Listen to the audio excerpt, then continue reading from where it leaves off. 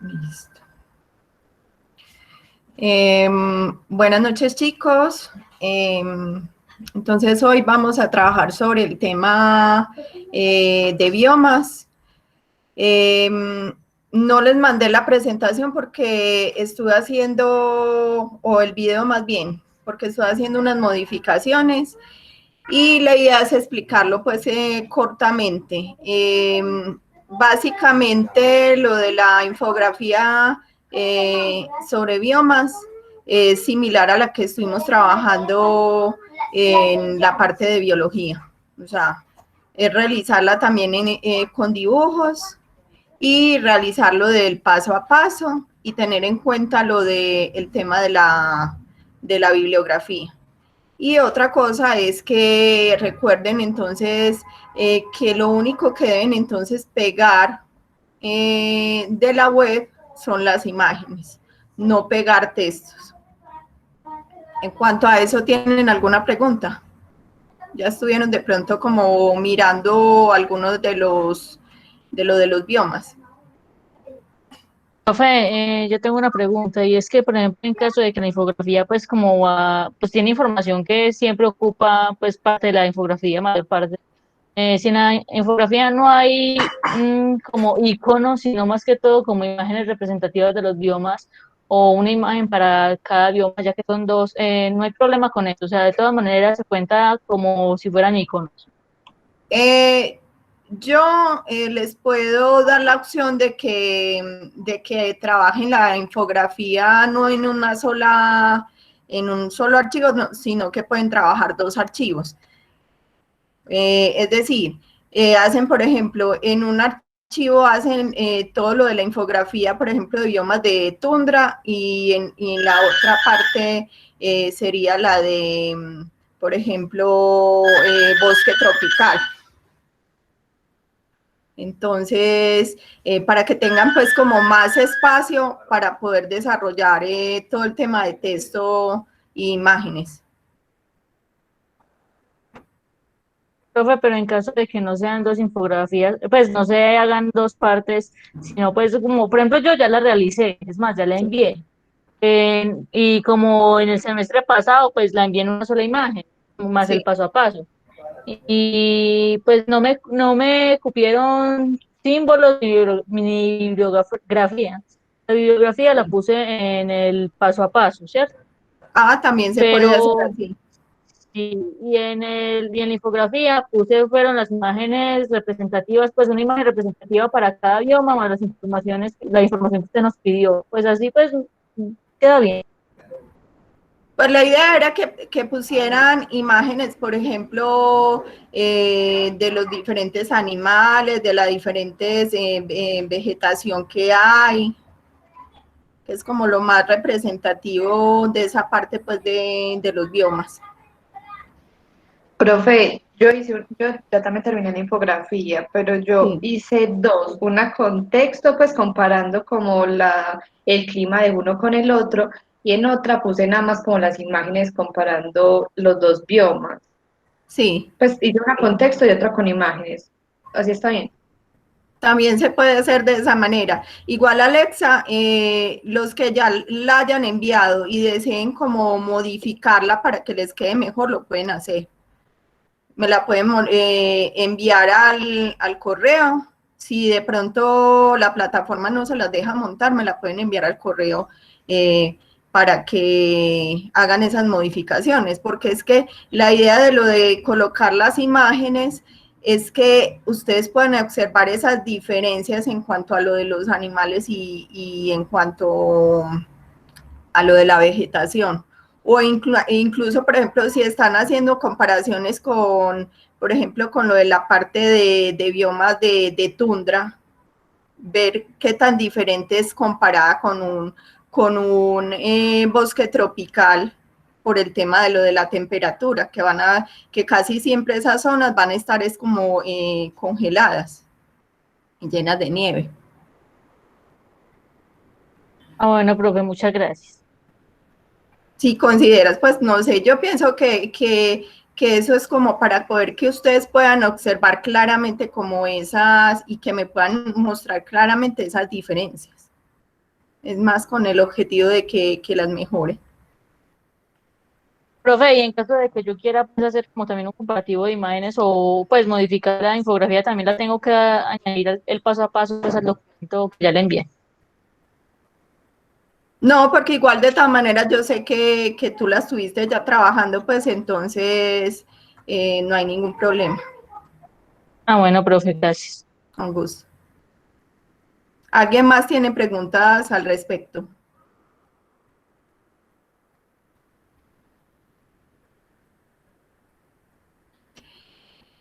Para la parte entonces de las de la otra pues tarea que sigue, que es lo de los ciclos biogeoquímicos, recuerden entonces que no llevan imágenes y que la información como principal se las voy a mandar al correo y montar un video. En este caso, si voy a montar un video, pues explicando cómo se debe realizar ese mapa conceptual y el tema pues de corto, porque les explicaría más sobre todo lo del tema del azufre para poder que ustedes entiendan cómo se hace el ciclo del carbono, el de fósforo y se me olvida el otro, y el nitrógeno. Listo. Bueno, voy a hacer entonces, a explicarles ya lo del tema.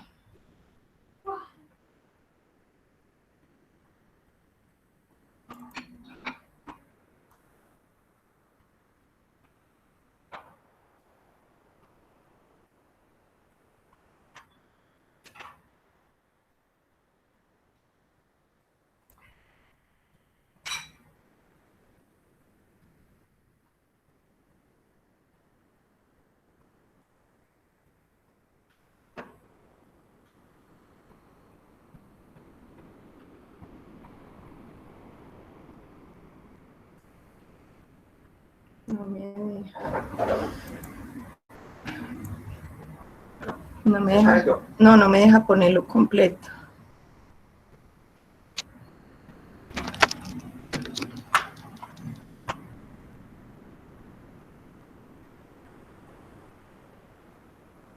Ya está compartiendo. Listo. Bueno, antes de arrancar todo ese tema de biomas, entonces es importante que entiendan este tema de los requisitos indispensables para lo de la vida. Uno es el tema de nutrientes, que ya recuerden cuando estuvimos hablando de ecosistemas, que esos nutrientes son los utilizados en la construcción del tejido viviente, en el caso pues de lo de las plantas, el tema del carbono, el nitrógeno, el fósforo y el calcio. Para las plantas, esos nutrientes están disponibles en el suelo y en la atmósfera, mientras que para las algas está disponible en los gases, ¿cierto? Y en minerales que están disueltos, que caen al agua, cuando se da todo ese proceso de precipitación pues, o de lluvias. Para los animales, esos nutrientes los obtienen del consumo de las plantas u otros animales. En cuanto al tema de energía, la energía es indispensable para la formación del tejido viviente a partir de los nutrientes, el agua y el CO2. Recuerden entonces que para que se dé ese proceso de la fotosíntesis, no solo es necesario que la planta absorba agua y nutrientes, sino que reciba la energía lumínica. Y que esa energía lumínica entonces la convierten en energía química. El tema del agua, recuerden entonces que el agua es uno de los solventes pues, principales que ayuda a que se den todas las reacciones en los organismos. Entonces, sin agua, pues no podríamos vivir no se podría vivir ni las plantas ni los animales, ¿cierto? No se podrían llevar muchos procesos. En cuanto al tema de la temperatura, ayuda a que se den las reacciones químicas para la actividad celular. A temperaturas bajas se explican entonces por qué existe tan poca vida en las elevadas cimas o en la Antártica, mientras comparado con zonas donde la temperatura es alta, como es el caso de las selvas tropicales, entonces esto ayuda a que haya abundancia de muchos organismos.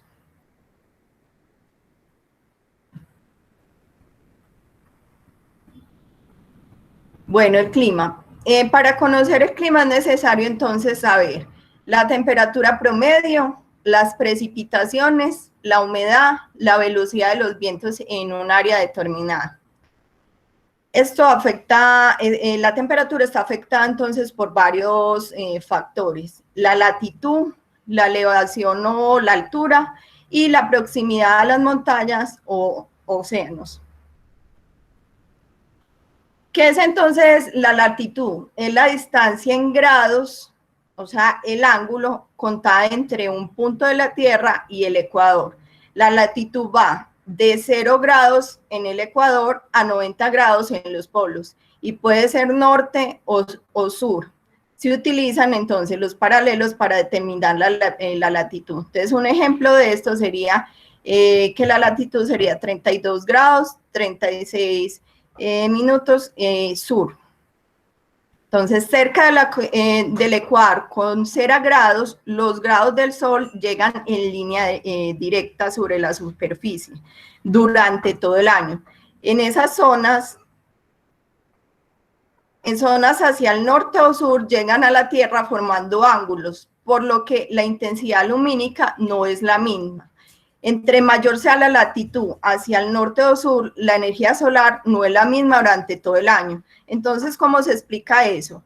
Que cuando los rayos inciden en zonas que están cercanas hacia el ecuador, esos rayos llegan directamente, mientras que a medida que va aumentando los grados hasta la parte de los polos, los rayos no darían directamente, sino en una especie de ángulos. Entonces, toda esa energía lumínica se debe repartir en ese espacio más amplio. Entonces, esto ayuda con el tema entonces de que la temperatura sea menor. Recuerden que en el taller de ecosistemas, yo les pregunté cómo influía el tema de lo de la temperatura y el tema de la precipitación. Ya estuve revisando algunos de los trabajos y no supieron explicar en algunos casos esa parte.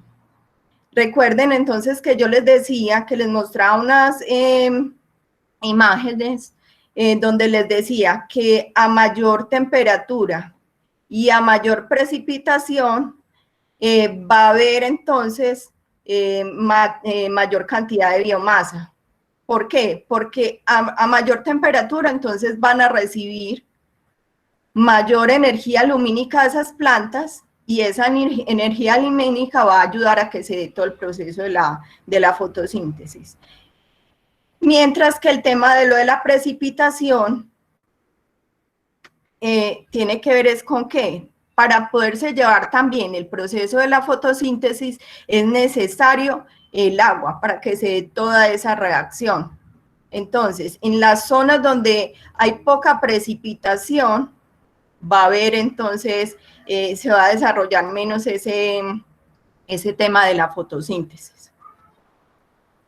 Además, recuerden que en las zonas entonces que tienen presencia de estaciones, en muchas de esas zonas, entonces, en la época de otoño, las hojas se caen y mucha esa energía lumínica entonces no va a ser recibida, porque la hoja es la que realiza todo ese proceso de la fotosíntesis.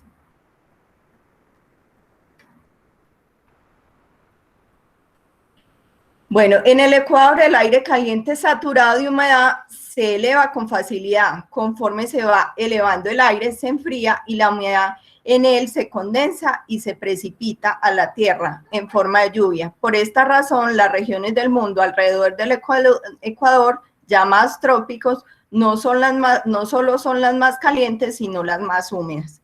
Entonces, a medida que aumenta el calor, va a haber entonces todo ese aire se va a calentar, y cuando ese aire denso se calienta, se eleva. Y todas esas gotas de agua que están en ese aire se condensan y luego se da el tema de las lluvias. ¿Qué sucede entonces en esas zonas como lo de los desiertos? Que ya ese aire es menos denso, o sea, empieza a viajar desde la zona del Ecuador, y ese aire ya no es tan denso ni es tan cargado de agua. Entonces ese aire se mantiene simplemente caliente, pero no tiene el tema de la condensación del agua, porque ya ahí no va a estar tan cargado el agua. Esa agua ya ha caído entonces en la zona de los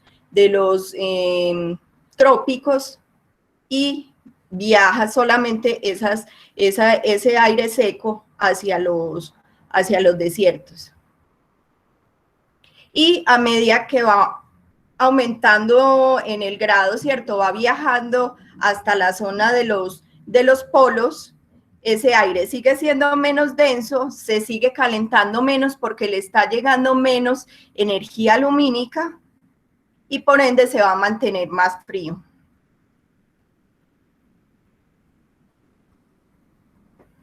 Entonces aquí estamos hablando de diferentes zonas. Una zona que se llama la zona tropical, que es de 0 grados a 23,5 grados centígrados.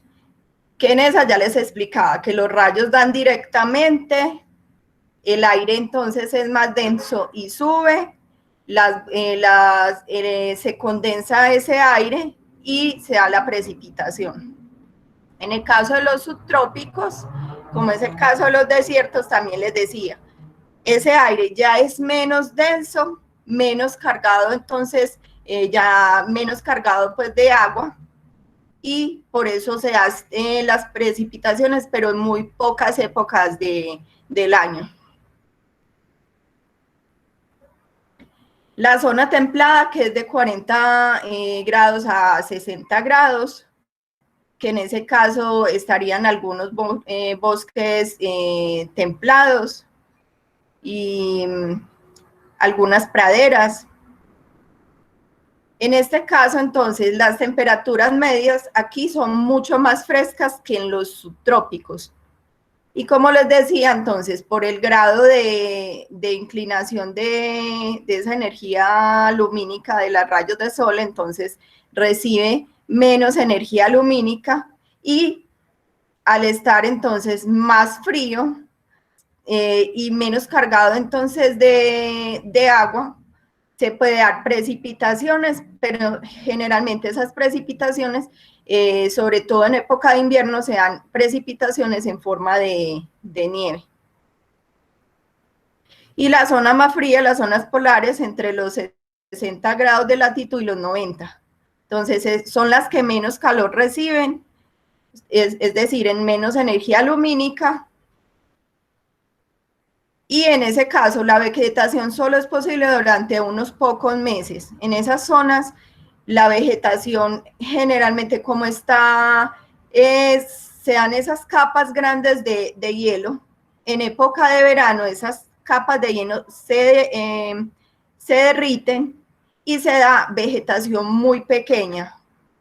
Vegetación, no grandes árboles, o si sean grandes árboles, serían árboles de coníferas que tienen adaptaciones como las hojas aciculadas o en forma de aguja, que les permite perder menos agua y que tienen modificaciones para poder recibir la poca energía lumínica que les llega. Aquí aparece entonces un esquema, está algo borroso, del tema de lo de la latitud, de acuerdo entonces a la línea del Ecuador. La elevación. Entonces, la elevación habla de que el aire delgado no retiene el calor como lo hace el aire denso. Otra vez estamos hablando entonces de aire denso y aire delgado. Y recuerden que el aire denso generalmente entonces es el que asciende. Como resultado de esto, la temperatura entonces, a medida que va aumentando la temperatura, tiende a descender 3.5 grados Fahrenheit. En el caso de los grados centígrados sería menos 15.83 grados centígrados por cada 1000 pies de altura. En este tema de lo de las montañas sucede prácticamente lo mismo, o sea, es que en esas zonas, en las cimas pues, de las montañas, llegan los rayos del sol, calientan entonces el aire, ese aire denso vuelve y sube, y cuando llega entonces a la cima, todas esas gotas otra vez de agua se condensan y cae la lluvia, o en las zonas muy, muy frías, entonces caería nieve.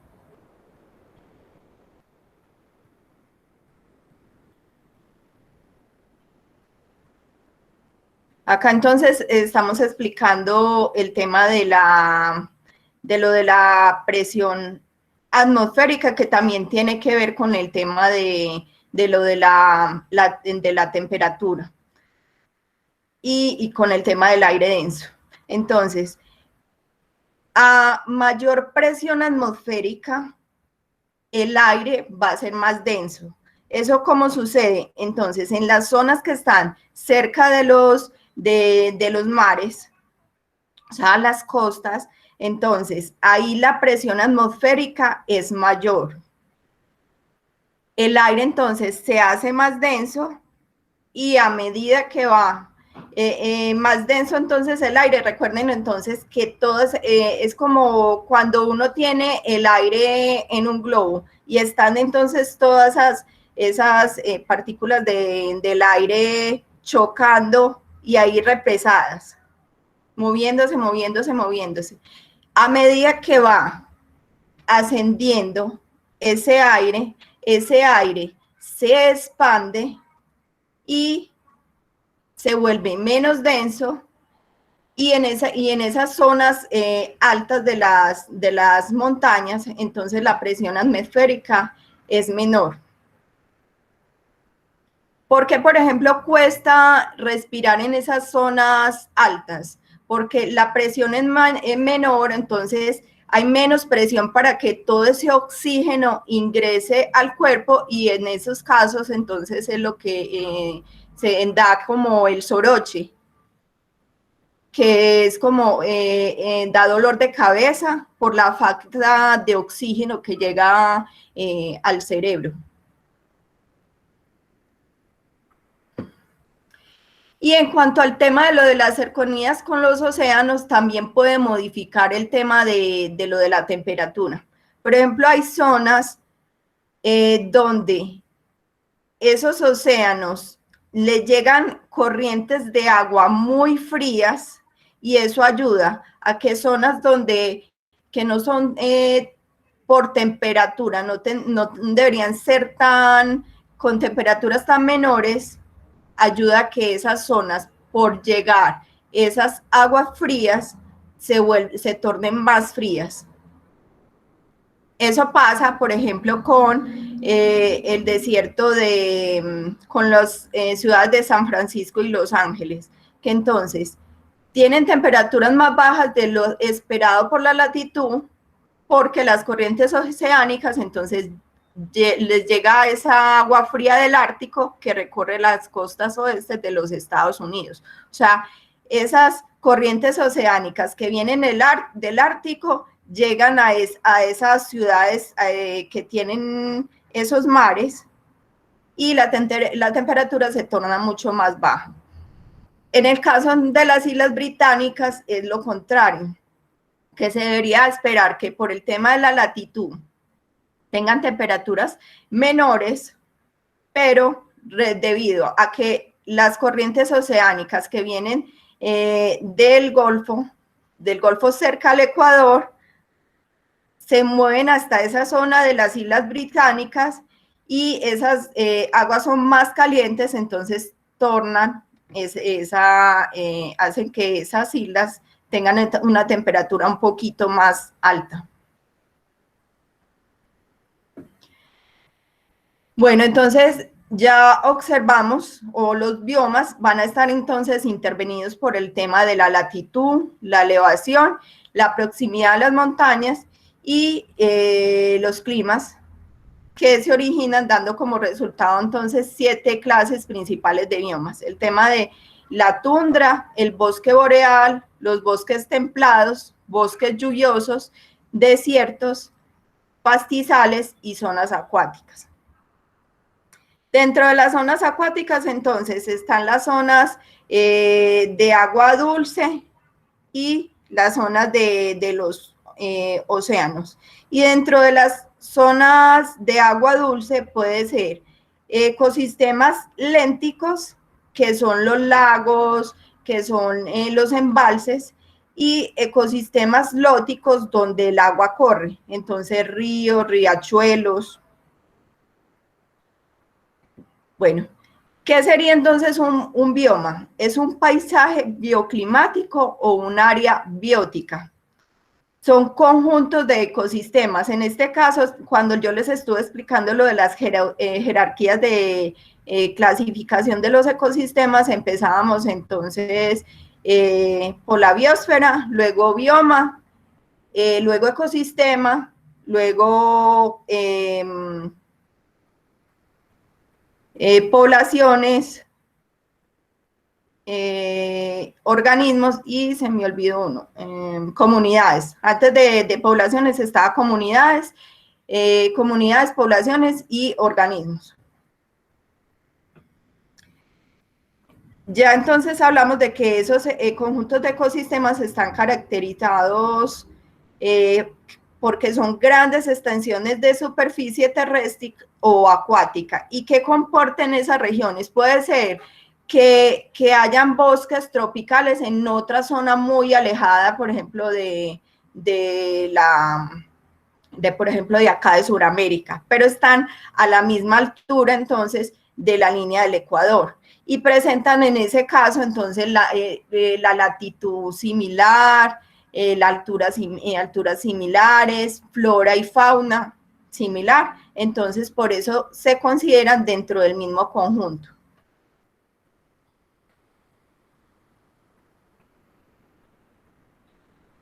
Aquí hay como una fotografía, unas imágenes de los diferentes tipos de biomas.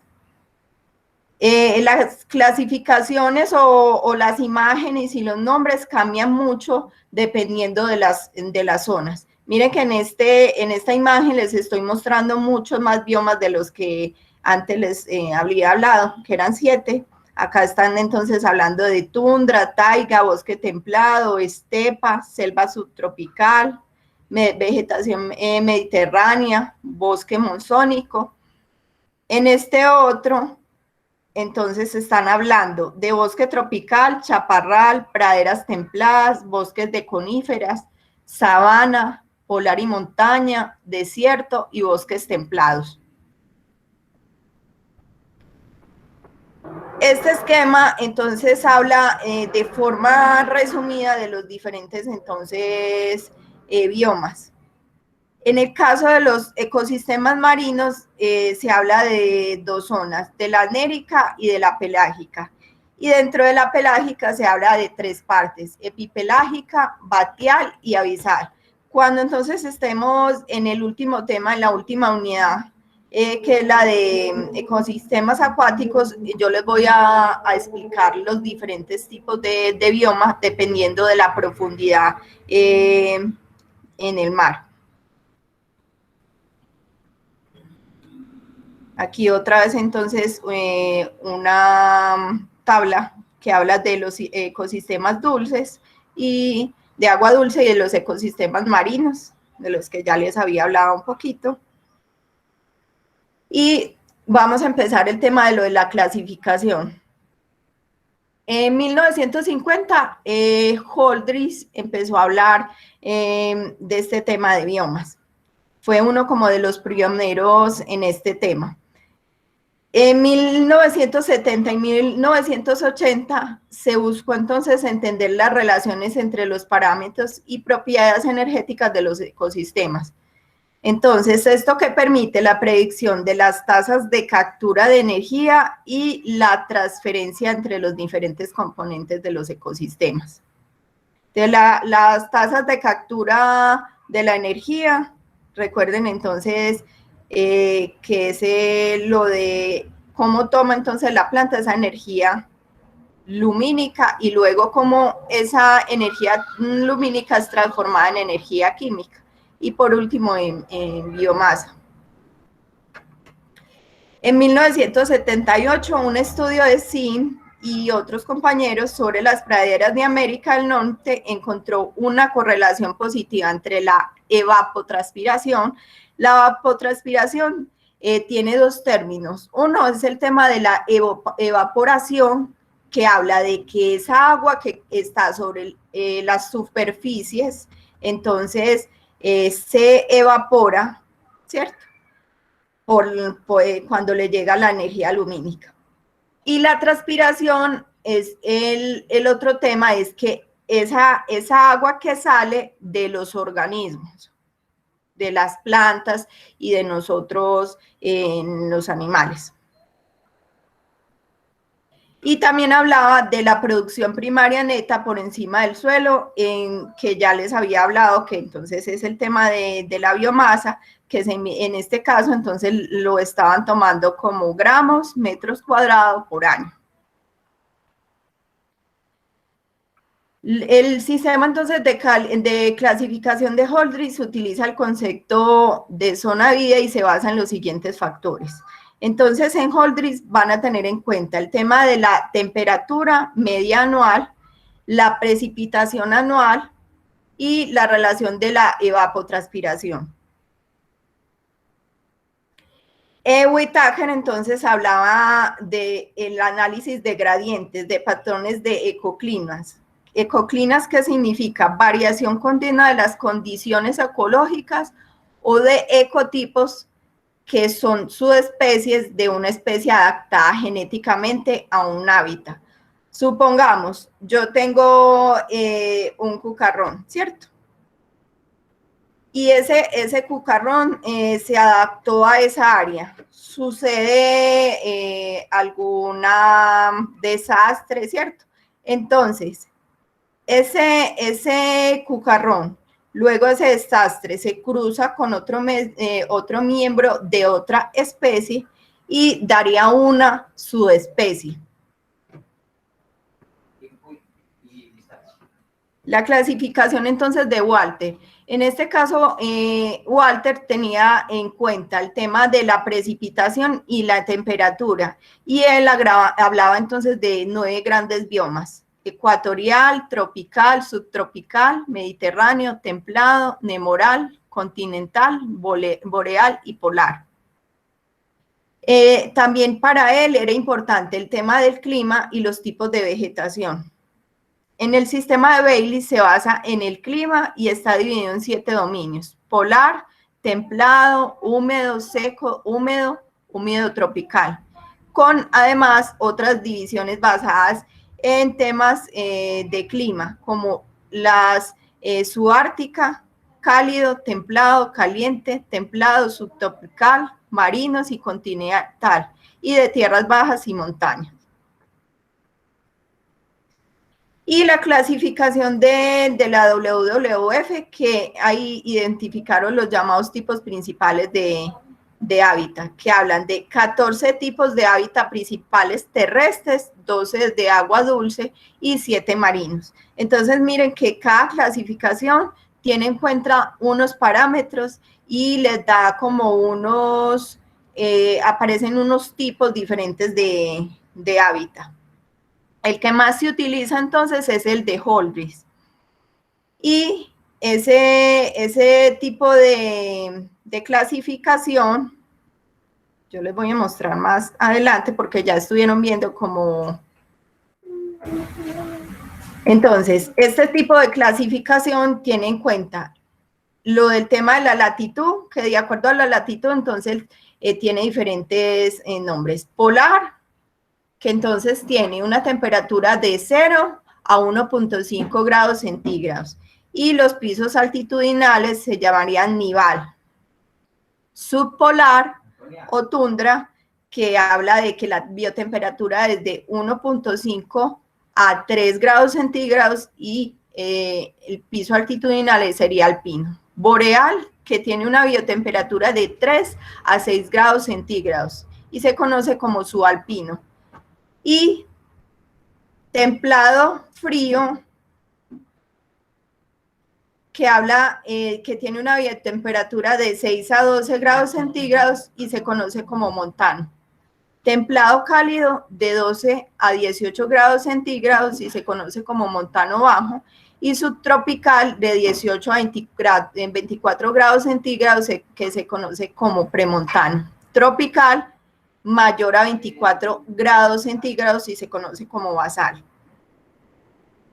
También entonces tienen en cuenta ese tema de Holdridge, el tema de la evapotranspiración, aunque les cuento que ese tema de la evapotranspiración en muy poquitas libros o zonas, pues, o en la web se consiguen muy pocos datos de ese tema de evapotranspiración. Casi siempre cuando uno va a hacer el triángulo de Holdridge, que enseguida se los voy a mostrar, se trabaja es con el tema de la temperatura, de la precipitación,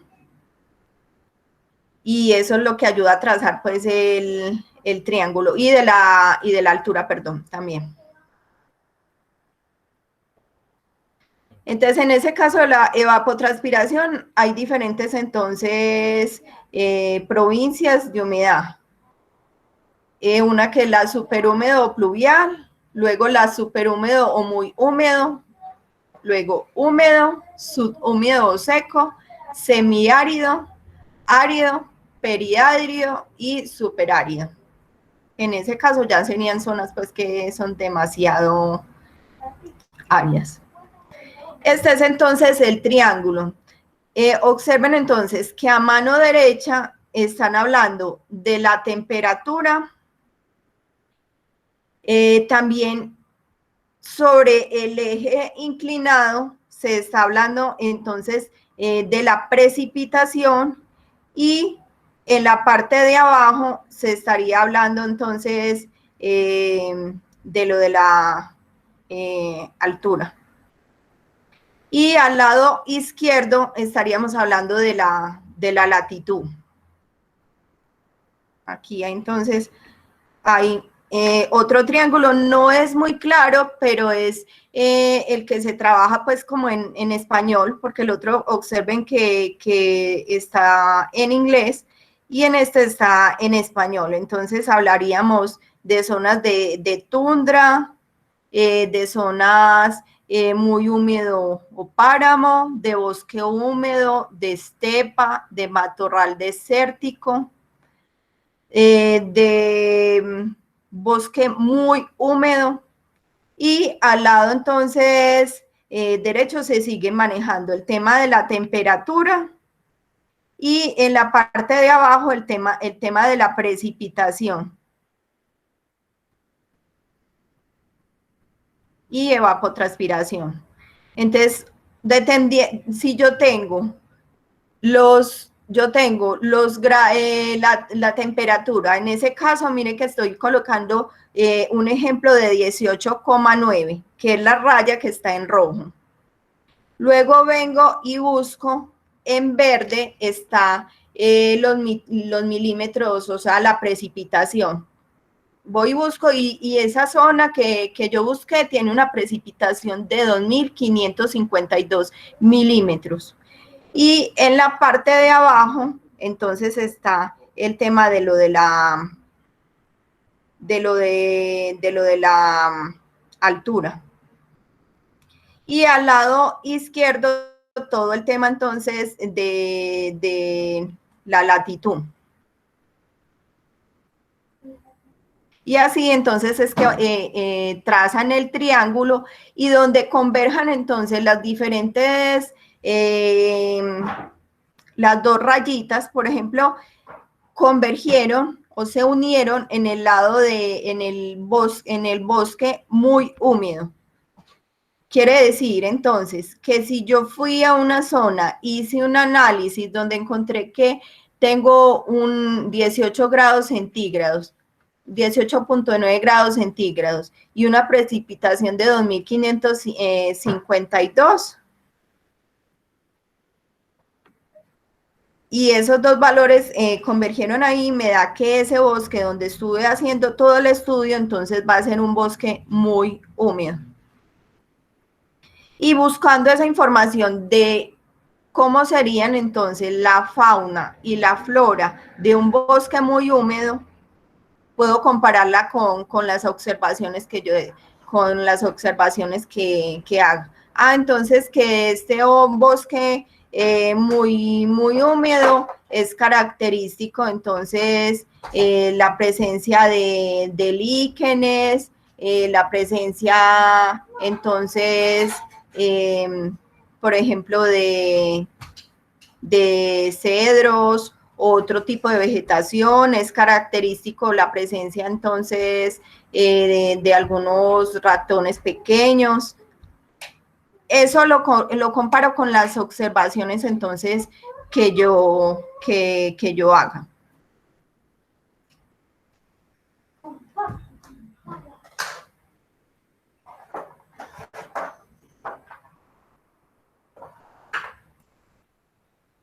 Hola. Hola. Hola, profe, la estamos escuchando. Continúe tranquila, profe, que la escuchamos atentamente. No, ya.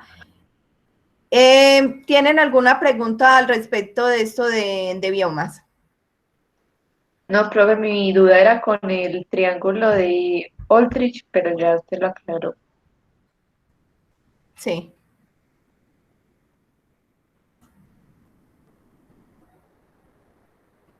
Y entendieron entonces todo el tema de lo de la latitud, de la altitud.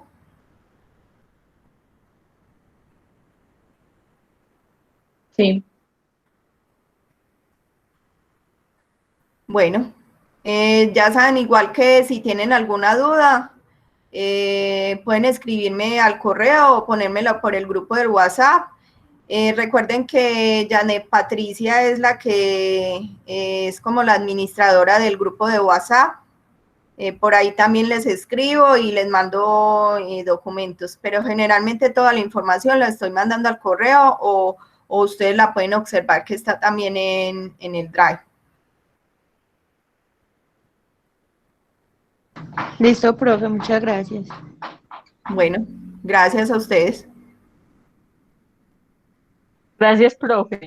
Sí, les voy a mandar entonces lo de la grabación y también la voy a subir a la unidad de ahí de ecosistemas.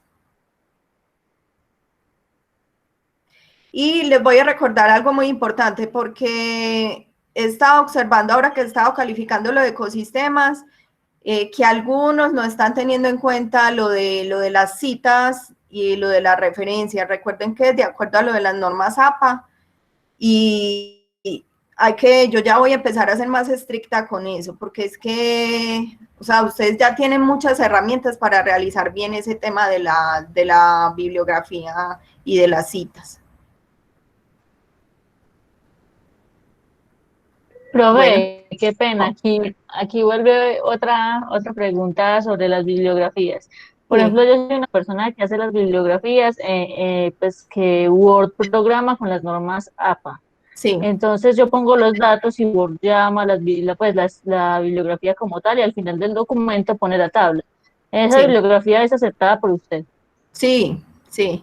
O sea, yo, por ejemplo, cuando no acepto una bibliografía, porque hay unos que simplemente lo que hacen es que copian la dirección electrónica y me la ponen ahí en bibliografía y ya, pero ni siquiera se toman el tiempo de saber cuáles son como los autores, ni de citarlos dentro de los párrafos. Y lo otro es que todavía me envían documentos donde los párrafos no son justificados, y pues ese tipo de documentos se ve muy desorganizado, muchachos. Y ya ustedes pues ya ustedes están en un segundo semestre, a medida que vayan aumentando les van a exigir más, y a la hora que vayan a hacer la tesis o alguna práctica, si ustedes no trabajan con eso, esa información no se las van a validar. Y sobre todo, a medida que vayan aumentando, ya no van a ser información buscada simplemente en la web, sino que sea de sitios que sí sean científicos. Entonces ya les van a empezar a exigir que sean artículos o documentos bajados, por ejemplo, de bases de datos. Se los puedo decir porque el semestre pasado, finalizando que hicieron la presentación de los pósters de la tecnología en gestión ambiental, les tenía muy en cuenta ese tema de que la información que habían trabajado en las monografías o en las tesis, que fuera de bases certificadas.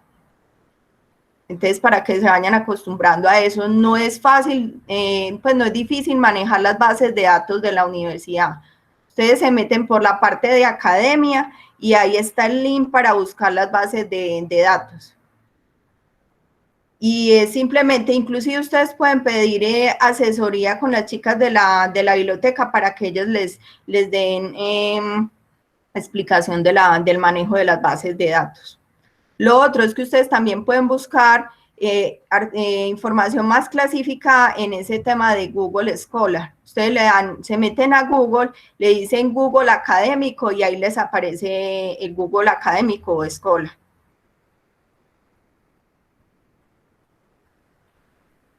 Profe, yo tengo otra pregunta y es, por ejemplo, pues de acuerdo a las normas APA, los textos deben ir como alineados a la izquierda.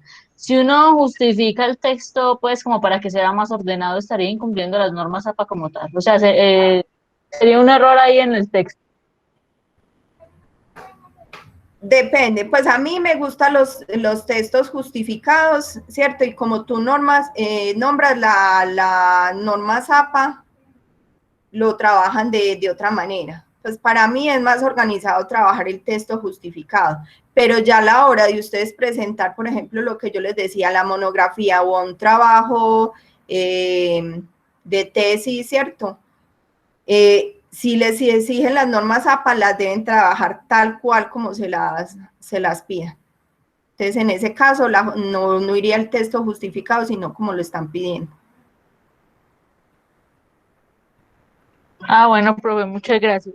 Con mucho gusto. Bueno, feliz noche y gracias. Gracias a usted, profe. Listo, gracias, profe. Gracias, profe, feliz noche. Listo, profe, gracias. Gracias.